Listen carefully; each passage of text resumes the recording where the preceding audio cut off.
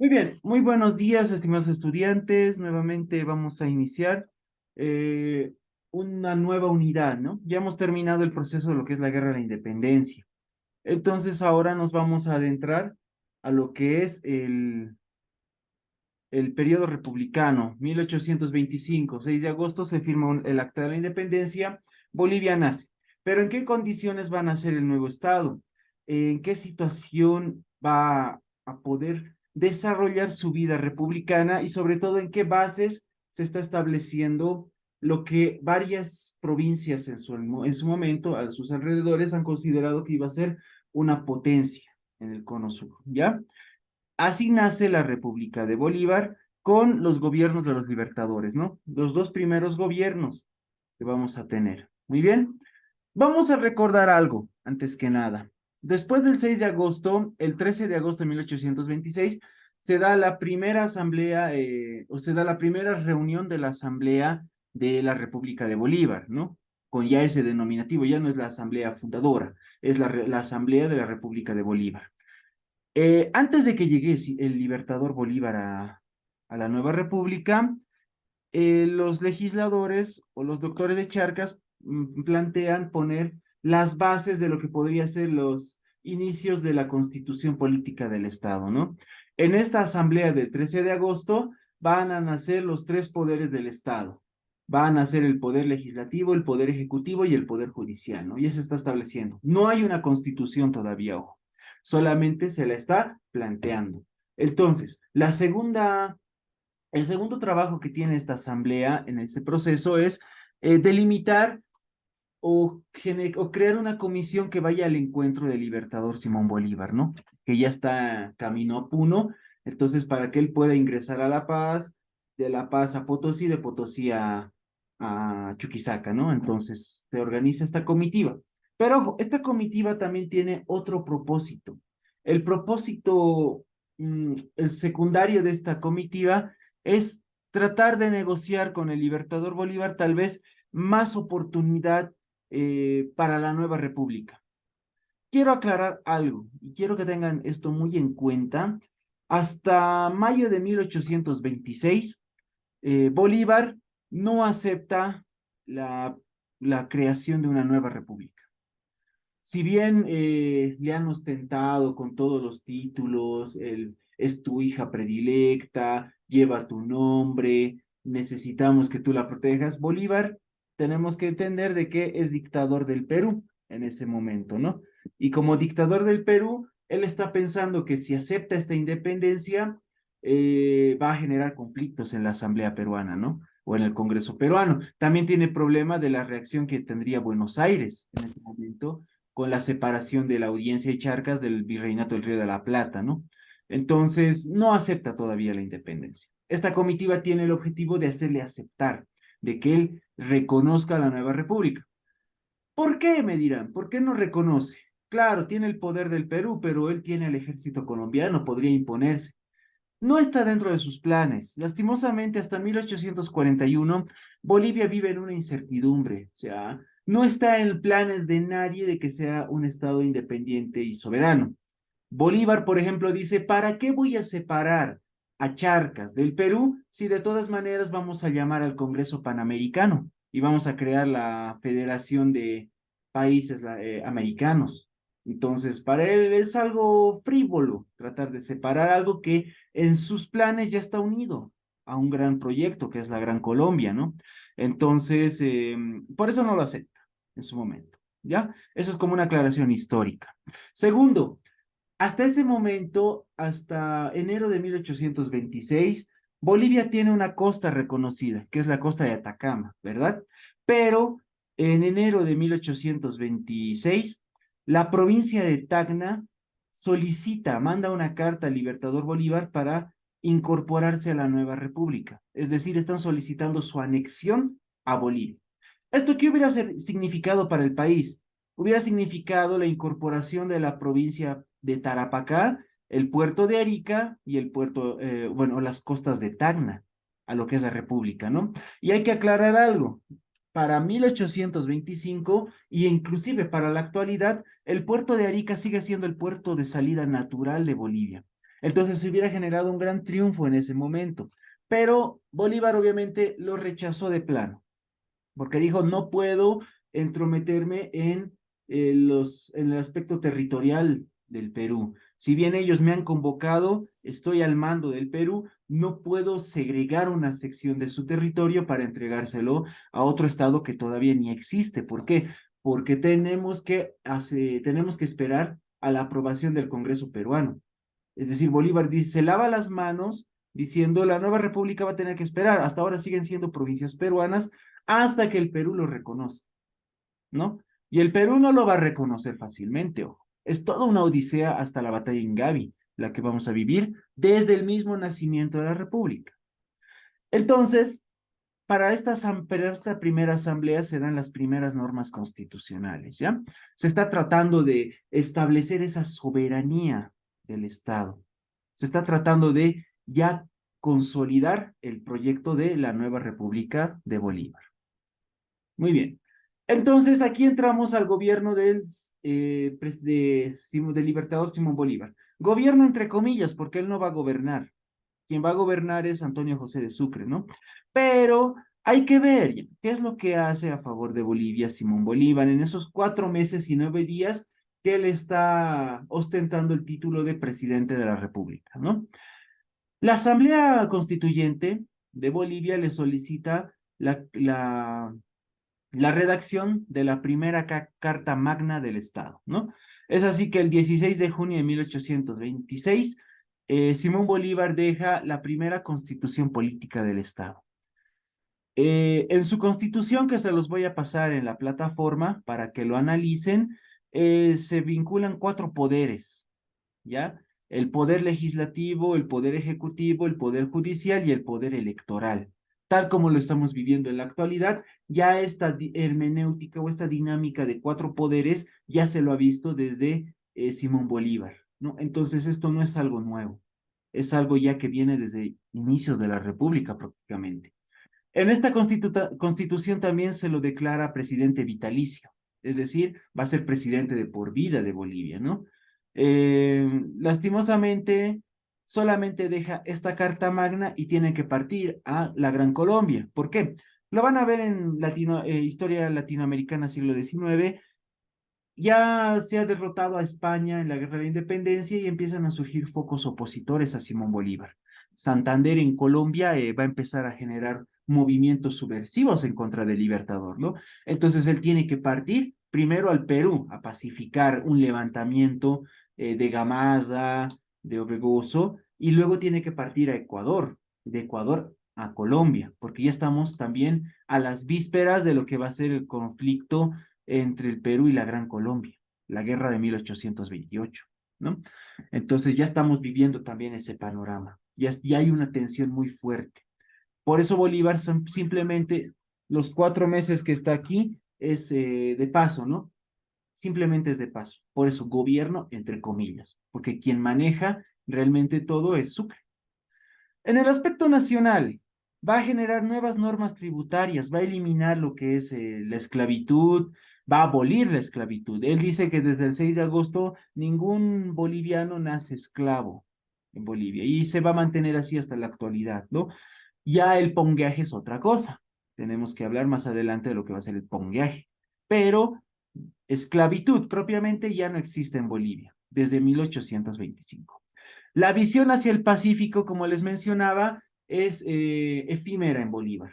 O sea, Tacna solicita su anexión a Bolivia, pero no lo acepta. Entonces, ¿qué es lo que nos queda? Santa Magdalena de Cobija. Entonces, desde que Simón Bolívar deja el poder, el mariscal Sucre va a tratar de dar mayores oportunidades al puerto boliviano de Cobija, ¿no? Para que éste se pueda desarrollar. Pero lastimosamente está ubicado en el desierto de Atacama, no hay recursos. Sucre promete hectáreas grandes de tierra a quienes vayan a poblar la costa boliviana, pero nadie va, casi nadie va. ¿Por qué? Porque la tierra está desprovista de todos recursos, no hay agua. Los pozos más cercanos son las aguas de Calama, en el río Loa. Entonces es un viaje largo hasta Cobija, ¿no? Es una de las razones por la cual en la actualidad, ya en soberanía chilena, Cobija ha desaparecido. Antofagasta, Cobija ha sido absorbida por lo que es Tocopilla. Entonces ya no existe el puerto propiamente. Es por estas razones, porque el terreno no da para su desarrollo, ¿no? Entonces la visión al Pacífico todavía es un proceso largo. Hablar de la mediterraneidad boliviana es hablar desde sus inicios en 1825. No hay soberanía real. No, eso es lo que decía, por ejemplo, en el seminario que hemos hecho el 23 de marzo. Eh, continuemos. Muy bien. Un dato curioso tal vez en este momento, ¿no? Cuando el libertador Bolívar llega a Potosí, se le condecora con una medalla. Esta medalla que va a ser acuñada en la Casa de la Moneda, ¿no? Se le da como premio al libertador, ¿no? Y Bolívar se lo va a llevar. Pero ahora, esta medalla, si la reconocen, es la medalla presidencial. ¿Cómo es que retorna a Bolivia? Bolívar en su testamento, en sus últimos días, redacta de que esta medalla quiere entregársela al Congreso boliviano, o sea, al Congreso de su hija predilecta. Muy tarde se da cuenta de las oportunidades que ha dejado pasar para Bolivia, al haberle entregado tal vez Tacna, ¿no? Entonces ha perdido muchas oportunidades. Recién se da cuenta en su lecho de muerte, tras el fracaso del Congreso o del Congreso Panamericano. Muy bien. Antonio José de Sucre, que es realmente el artífice de la República de Bolivia. Él es, podríamos considerarle, el padre de nuestra patria. Él es el que va a organizar las primeras bases de Bolivia, ¿no? Va a crear o va a establecer la creación de escuelas, por ejemplo, en las capitales de estado. Uno. Dos, va a tratar de crear un impuesto único. O sea, Bolivia hasta ese momento vive del tributo indígena, porque las minas de Potosí no son solventables. No hay, no hay recursos para revitalizar las minas que se han perdido durante la Guerra de la Independencia. Entonces, lo que el gobierno de Sucre quiere es cobrar impuestos a todos de forma equitativa, ¿no? Por eso el impuesto único. Obviamente va a tener rechazos, esto va a generar su oposición en Bolivia. ¿Por qué? Porque tenemos que entender que las clases altas no quieren pagar nada. Ellos quieren vivir de lo alto, como vivían los españoles. Ese es uno de los gérmenes que actualmente tenemos en Bolivia. Eh, Tratamos de vivir en lujos sin querer aportar nada en su momento, ¿no? Es por el tema de impuestos, ustedes lo saben, nadie paga. Nadie paga, tenemos que apelar a perdonazos o a compensaciones tributarias, pero nadie paga. Y esto surge a partir del gobierno de Mariscal Sucre. Nadie quiere pagar, por eso se van a crear estos focos de oposición, ¿no? Va a crear también los departamentos, va a crear 5 departamentos, el departamento de La Paz, el departamento de Oruro, el departamento de Potosí, el departamento de Santa Cruz, el departamento de Cochabamba y el departamento de Chuquisaca. Tarija todavía va a tener que esperar. Si bien solicitan su adhesión a Bolivia, hasta 1836 todavía está cuestionado. Sucre no anexiona Tarija. Quien lo va a hacer es el presidente Santa Cruz, ¿no? Entonces, para ese momento, Sucre trata de negociar con Buenos Aires la incorporación de Tarija a la nueva república, tal como su cabildo lo había solicitado, ¿no? Pero obviamente saben que la provincia de Salta va a generar conflictos hasta 1836, ¿no? Y eso va a derivar en una guerra entre la Confederación Perú-Boliviana y la Confederación Argentina. Lo vamos a ver más adelante. Muy bien. Respecto, bueno, tenemos la creación de escuelas, la creación de departamentos, o sea, la organización territorial, la administración económica con el impuesto único que se trata. Hay una mira al Pacífico. Ya lo hemos mencionado antes, trata de poblar la costa de Atacama. Hay ese proyecto todavía, ¿no? Pero, ¿a qué se enfrenta Sucre en sus años de gobierno? No hay dinero, no puede acelerar proyectos para el Estado. Entonces, esa es una de sus dificultades. La segunda dificultad que va a encontrar es su permanente conflicto con el Perú. Bolívar ya ha dejado el Perú. El Perú ahora está en manos de Andrés de Santa Cruz y Agustín Gamarra, quienes se reparten o hacen como un preste, ¿no? Entre ellos se pasan el poder en el Perú. Aquí surge un problema. Sucre es colombiano y Gamarra ya está planificando o ya tiene miras a que va a haber un conflicto con la Gran Colombia. Entonces, eh, que la presencia de Sucre en Bolivia le genera cierta controversia, ¿no? Porque podría abrir dos frentes de lucha, porque obviamente el mariscal Sucre va a salir en ayuda de Bolívar. Por lo tanto, ¿qué es lo que hace? En 1828 va a empezar a financiar grupos subversivos en Bolivia. Ya un dato más antes de pasar, Sucre también es quien crea el Ejército Nacional de Bolivia. Él se da cuenta de que el ejército colombiano que está en Bolivia no es eterno y tiene que retornar tarde o temprano a sus países de origen, ¿no? Entonces, lo que él hace es crear los primeros batallones de Bolivia a la base de los grupos guerrilleros de Ayopaya. Por ejemplo, el primer batallón, el batallón uno que luego van a ser los colorados, surgen a partir de los guerrilleros de Ayopaya. Entonces, este grupo irregular se va a convertir en un ejército de línea. Luego va a fundar igual o va a crear el batallón número 2, que va a estar acantonado en Viacha, y más adelante el batallón número 3, ¿no? Entonces, Antonio José de Sucre es quien organiza también militarmente a Bolivia. Pero esto, como les digo, va a generar también de que haya oficiales que sean adictos a la causa gamarrista y se van a generar grupos subversivos dentro del gobierno, ¿no? O dentro de las Fuerzas Armadas. Entonces, ¿dónde va a eclipsar estos grupos guerrilleros, estos grupos irregulares o estos grupos subversivos?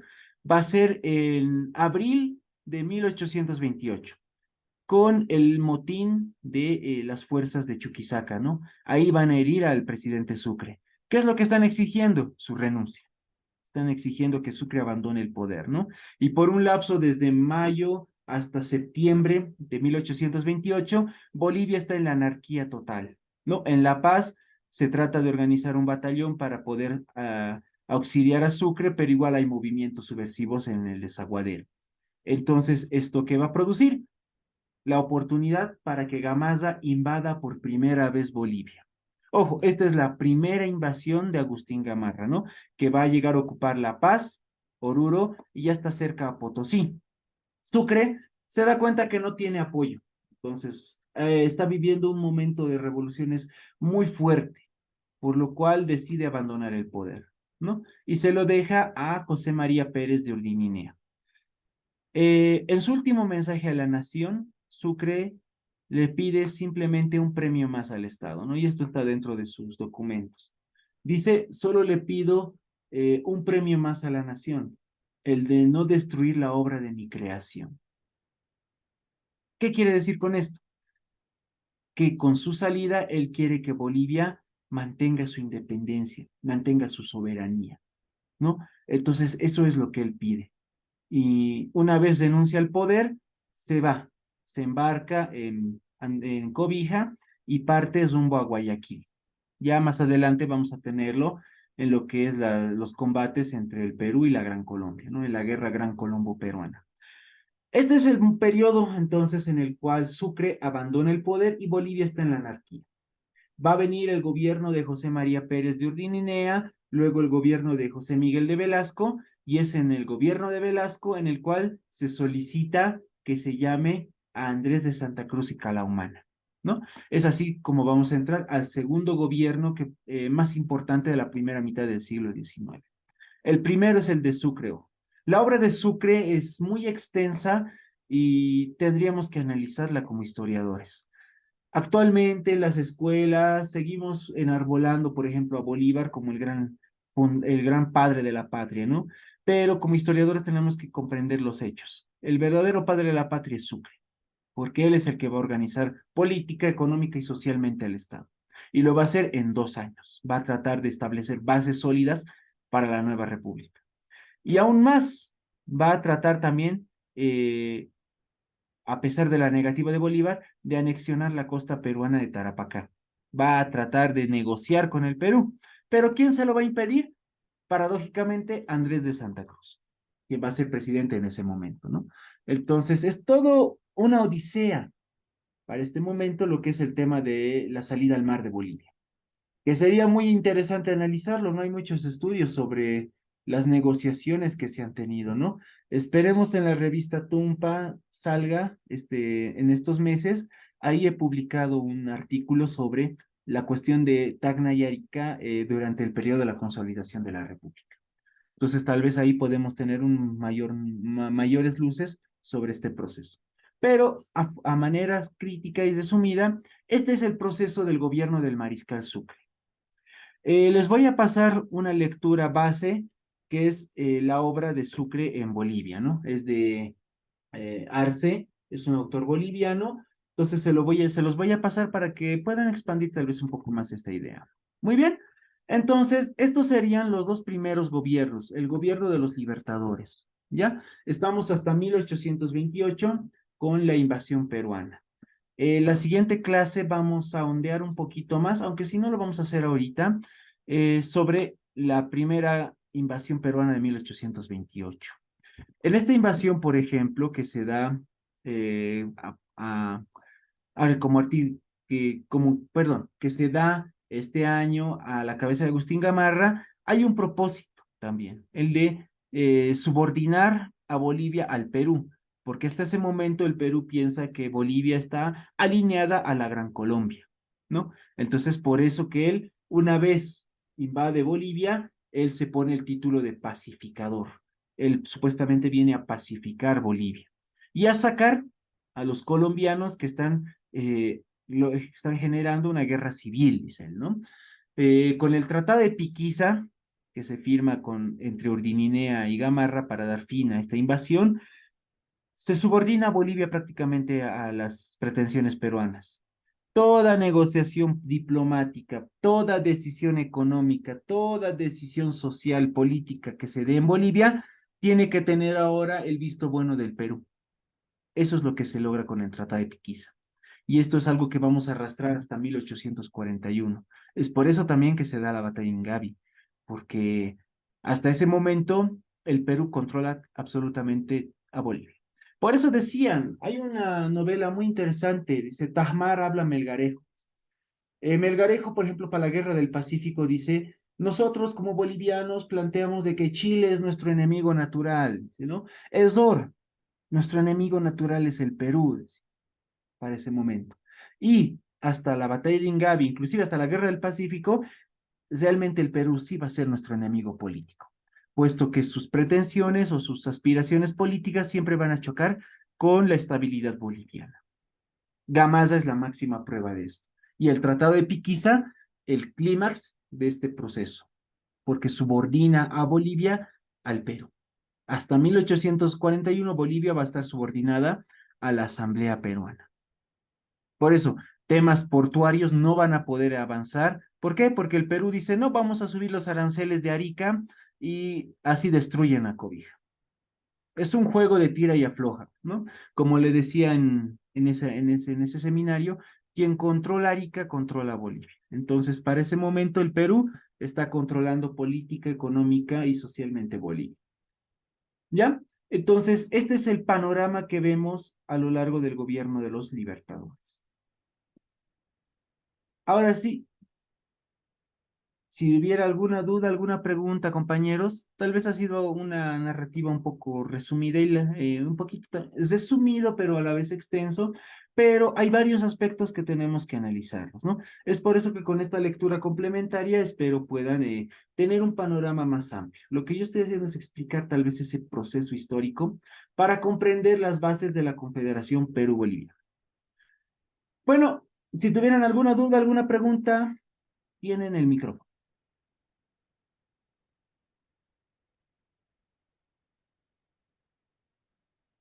Hola, hola, ¿están ahí? Eh,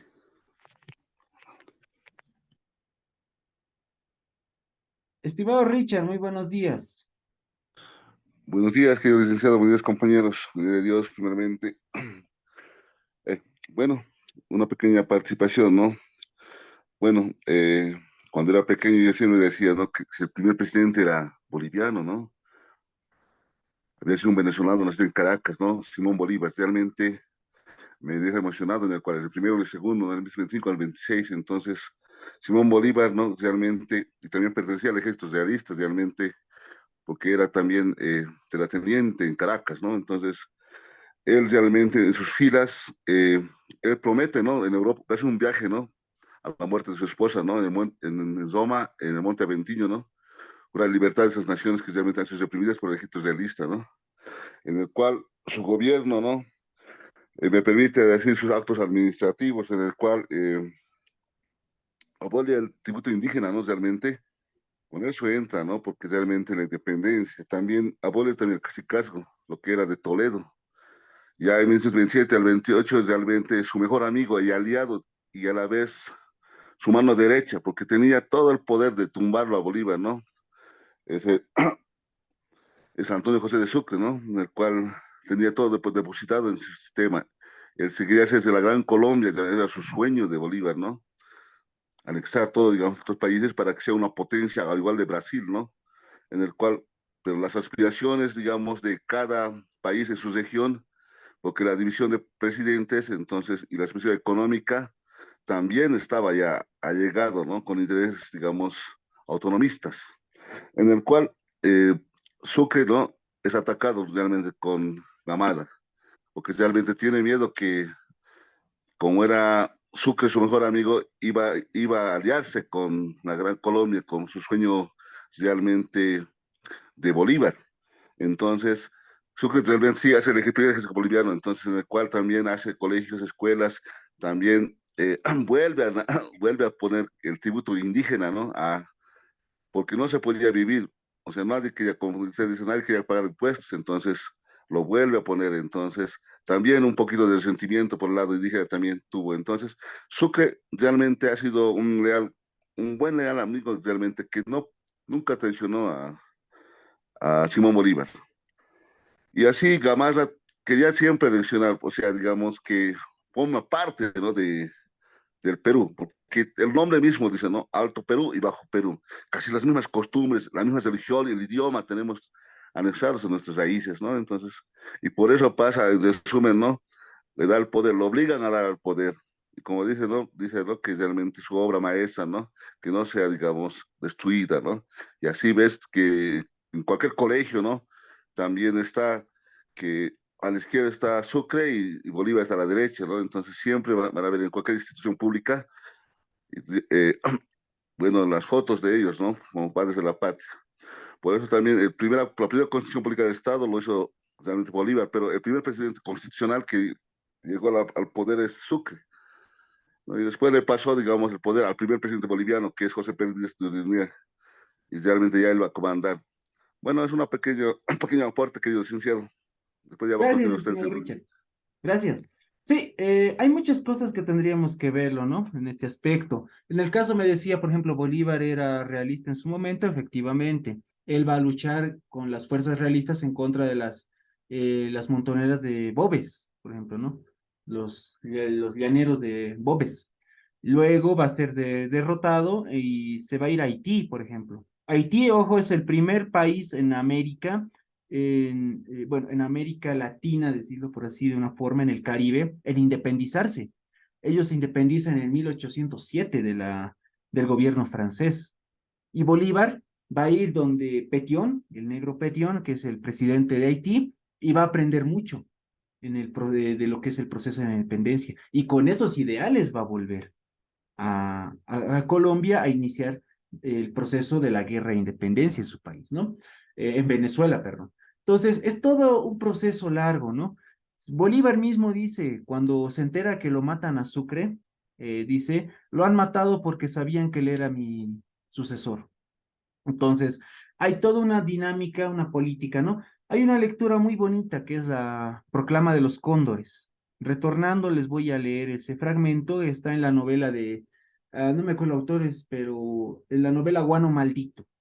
Ahí está, esa proclama, ¿no?